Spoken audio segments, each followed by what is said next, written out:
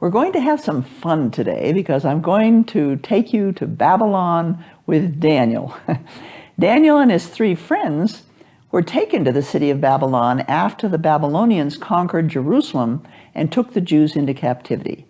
The 70 years spent in that pagan culture had a powerful impact on the people of Israel, which separated those who remained committed to God from the ones who became influenced by the Babylonian culture. We have to go all the way back to the Assyrian Empire that was conquered by Babylon. 1800 to 1600 BC is that green area in there. That's the Assyrian Empire when it was just starting to expand. And then you get for the middle green, it shows them expanding until finally expanded into Egypt. Now, in 722, they conquered the 10 northern tribes of Samaria. Judah became a vassal state of the Assyrians. They were not conquered by the Assyrians. So the story of Daniel does not begin yet. I'm just giving you a little background of what was happening here. The entire Assyrian Empire was conquered by the Babylonians. And that's when the story of Daniel is going to begin. So we have the Babylonians now taking over the Assyrian Empire and conquering the city of Babylon. Also, they had more than one capital. Besides Babylon, they also had Nineveh, one of their capitals. And this is the remains of Nineveh today. It's in Iraq. Archaeologists have excavated there, given the political situation. Now archaeology has stopped. But in 1845, there was a Frenchman, Sir Austin Layard, who began the excavation of Nineveh. He found the palace of Sennacherib with 27 rooms. He found there a library with 22,000 clay tablets, which really gave us an incredible amount of information about the ancient Near East. Now, Saddam Hussein, some of you may remember, built to reconstruct the city of Nineveh. So Babylon took over the city of Babylon. There's Assyria, there's Nineveh, and there's the city of Babylon right there. So the Babylonians have taken over the entire Assyrian Empire, and they now have made Babylon their capital. And we read in Daniel chapter 1, verse 1, Nebuchadnezzar, king of Babylon, came to Jerusalem and besieged it. So here's the power struggle going on between Babylonia and Egypt, and there's Judah caught right in the middle. Judah has to decide, to submit itself to Egypt or submit itself to the Babylonians, and they made the wrong decision. The kings of Judah, Jehoiakim, paid tribute to the Babylonians like he was supposed to, but then he rebelled and decided to ally with Egypt and try to throw off the rule of the Babylonians. So the Babylonians came and they took him into captivity to Babylon. They put Zedekiah as a new king. So Judah at this point was still a vassal state, and they thought if they put their own king on, the Jews would submit and let them be the overlords. So Zedekiah paid tribute like he was supposed to. Then he sought help from the Egyptians, and the Babylonians returned. Okay, so this time they're going to take people into captivity. And we read, the Lord gave Jehoiakim, king of Judah, into the hand of Nebuchadnezzar, along with some of the vessels of the house of God, and he brought the vessels into the treasury of his God. Now, Jehoiakim is the one who's going to be taken off, and Zedekiah is going to be put on the throne in his place. So at the time that Jehoiakim was taken to Babylon, the king ordered the chief of his officials to bring in some of the sons of Israel, including some of the royal family and of the nobles, youths in whom was no defect, who were good-looking, showing intelligence in every branch of wisdom, endowed with understanding and discerning knowledge, and who had ability for serving in the king's court. And he ordered him to teach them the literature and language of the Chaldeans. The captivity was a very small number, and Daniel was in that group. Now, obviously, the Babylonians are going to come back later and take a lot more people. So we have Daniel and his three friends are Shadrach, Meshach, and Abednego.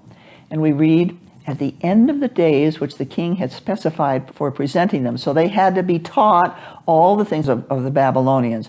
And when that was done, the commander of the officials presented Daniel and his three friends before Nebuchadnezzar, the king of the Babylonians. What is important here is that Daniel and his friends stand for God, even though they're in the midst of a pagan world. The king appointed for them a daily ration from the king's choice food and from the wine which he drank. But Daniel made up his mind that he would not defile himself with the king's choice food or with the wine which he drank. You know, what happens when you refuse the king? Well, zip, zip, off comes your head. But he was going to stand for God. No matter what happened, he was going to stand for God. So, you know, the message here is, are you standing for God? I think this is very, very, very important for you to consider right now. The Massachusetts Institute of Technology, which is at MIT, did a study, and based on their study, they found that false news online travels faster, deeper, and more broadly than the truth. Falsehoods are 70% more likely to be retweeted than the truth. False news reached 1,500 people 6 times faster than the truth. What does Scripture tell us? Solid food is for the mature who, because of practice is what you do. It's not what you say, it's not what you think, it's what you do. Have their senses trained to distinguish between what is right with God and what is not right with God. How do you know? You have to do the work. You have to roll up your sleeves and do the work to find out what the truth is. And then you have to walk in it. But you have to be able to discern good and evil. You have to be able to recognize what's not right with God, and that means you have to know the Scriptures. What is the religion of Babylon? Well, this is a ziggurat, and the whole purpose was to reach up to God. We know from clay tablets that it was 300 feet high. It was built with clay with a layer of bricks on the outside. At the very top was a temple, and that's where the high priest would go up into the temple, make a sacrifice to the god. Let me take you into the city of Babylon, which is really kind of interesting. Number one is the temple. That's the ziggurat, is the temple. Number two there, those are the religious buildings. There was a wall around the sacred place, and then there was a wall around the entire city. The city god was Marduk. So they believed in many gods, but one god, Marduk, was the god of the city of Babylon. And the king represented Marduk, and they had priests and priestesses, a large number of priests and priestesses who served both the king and the high priest. Another thing that's really interesting about Babylon is one of the 7 wonders of the world was in Babylon, and that was the Hanging Gardens. And this is a reconstruction of what the Hanging Gardens looked like. It must have been pretty impressive. Another thing that was really eye-catching was when you entered through the Ishtar Gate. There was the tile with these mythical animals along the side. So these mythical animals were protecting the city of Babylon. Another thing I want to talk to you about is how advanced the Babylonian culture actually was. They were polytheistic, but their technology was actually quite advanced for the ancient world. There were luxury items made of precious metals and semi-precious stones, and archaeologists have uncovered these. There were whole libraries of cuneiform tablets. So we see in the advanced culture of Babylon, in one of the cuneiform tablets, it gives us medical information. They knew the cause of poisoning and the cure of poisoning. They had an extremely sophisticated irrigation system where they brought water in from the Tigris River to irrigate. And what about not just Daniel and his 3 friends, but the other Jewish exiles? Those 2 tribes from Judah taken to Babylon lived together in little selected communities outside the city of Babylon.